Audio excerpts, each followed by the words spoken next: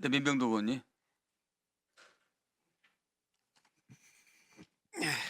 잠깐만요. 보셔야 되니까.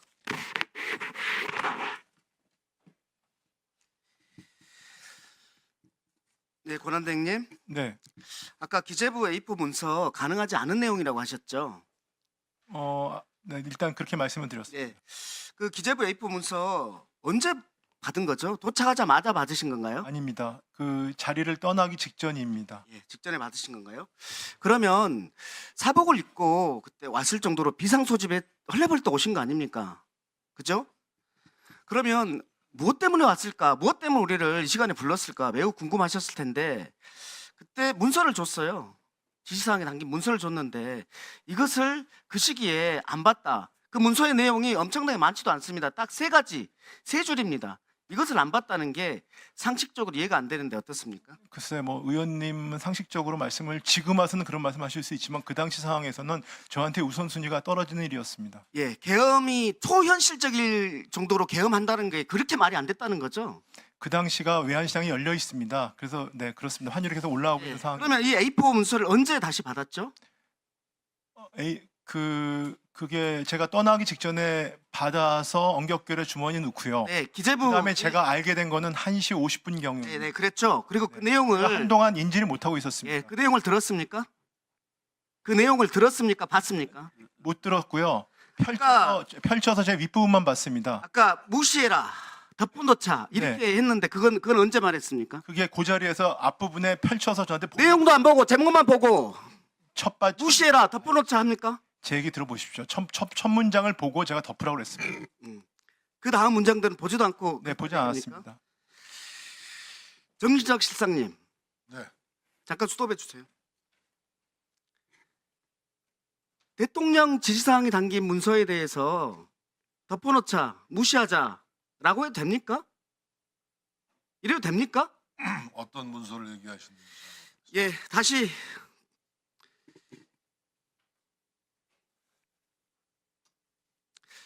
대통령께서 평소에 이렇게 말이 안 되는 소리, 말이 안 되는 문서를 보냅니까? 그런 적 있습니까? 기재부 장관님? 글쎄 지금 모든 걸 주관적인 판단을 말씀하시니까 제가 답변 드리기가 어렵습니다. 아니 그게 아니라 바로 내용을 보고 무시하자, 덮어놓자라고 했다고 해서 제가 묻는 겁니다. 제가 평소에도 그런 적 내용을 있습니까? 보고 그렇게 답변 드린 게 아닙니다. 평소에도 그런 적 있습니까? 무슨 말씀인지는 이해를 못해요. 답변에 대해서. 질문에 대해서 죄송합니다. A4 문서에 대해서 내용도 안 보고 무시해라 라고 1급 기재부 회의에서 말했다고 하니까 하는 말이고, 계엄의 반대를 그래서 계엄과 이게 관련된 어떤 거짓말을 얘기를 하지 말자고 개연성에 얘기하고 메워놓고 시작했다고 말씀을 드렸습니다. 통치 자금을 마련하라고 하고 비상입법기구를 하라는 것에 대해서 실행을 하면서 지금 거짓말했을 개연성이. 3분씩이. 3분씩. 예, 예.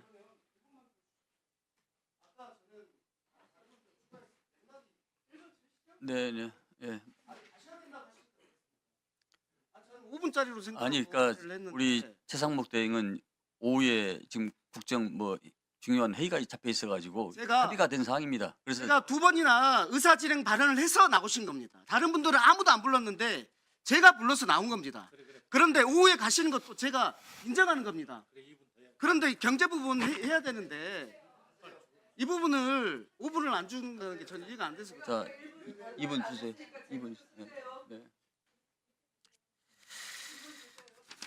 아까 경제가 민생이 가장 문제라고 하셨는데 지금 4분기부터 지금까지 GDP가 6조 3천억이 날아갔다는 걸 모르셔요.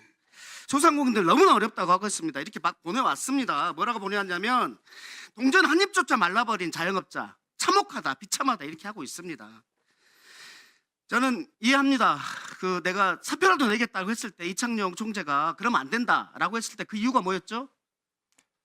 네, 일단은 뭐 경제 때문이었죠. 그렇습니다.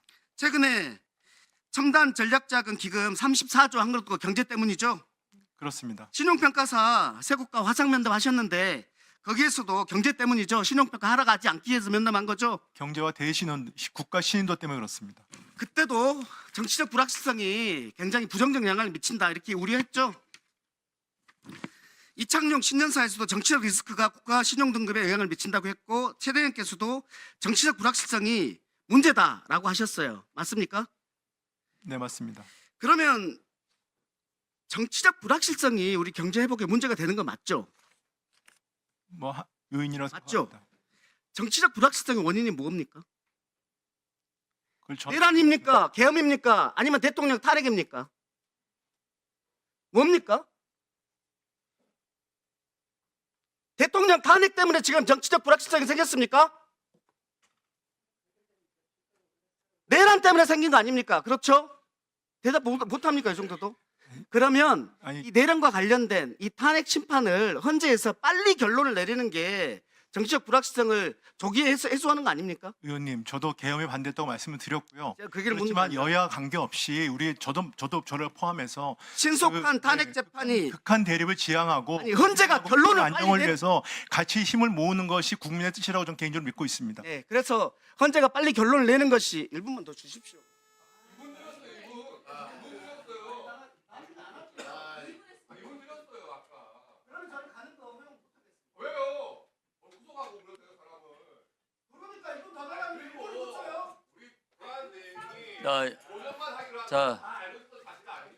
자, 각 의원님, 이따 추가를 하십시오. 자, 1번 마무리하십시오. 네, 추가 드릴게요. 네, 네. 빨리 마무리하세요, 얼른. 네. 신속한 탄핵 재판이 탄핵 심판이라고 했습니다. 탄핵 가결이 말하는 게 아니에요. 거기서 결론을 빨리 내는 것이 정치적 불확실성을 해소하고 경제를 회복하는 거 아니겠습니까? 아, 그게 동의. 아니, 어떤 방식도 헌법과 법률에 따라서 신속히 그 조치가 이루어지는 것이 말씀드릴게요. 그럼 된다고 어떤 결론이냐에 따라 다르다는 얘기를 하시네요. 지금 황당한 얘기를 하신 거예요.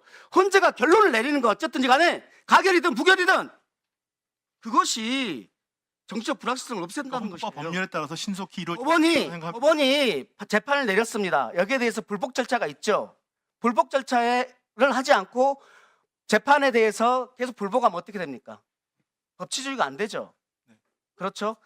법원이 발부한 영장에 대해서 헌재가 결정하면 따르는 것이 법치주의 아닙니까? 그것이 정치적 불확실성 해소하는 거 아닙니까? 그런데 헌재가 40여 재판관을 임명해도 결정하지 않겠다고 하는 것, 다른 토를 다는 것, 다른 조건을 달고 있는 것, 이것이 정치적 불확실성을 가중시키는 겁니다. 그래서 경제부총리께서 그렇게 말씀하시는 경제를 안정시키기 위해서 이거하고 모순이 되는 겁니다, 지금. 그래서 지금 국민들은 저 사람이 윤석열 내란 수계 내란으로 구속 기소된 윤석열을 대행하는 거야? 아니면은 대통령이라는 국가 안정을 하는 대통령이라는 직을 대행하는 거야? 라고 의심을 하는 겁니다. 자, 김병주 의원 마무리해 주세요. 예. 최상목 권한대행님, 네, 12월 3일 비상계엄이 잘못됐다라고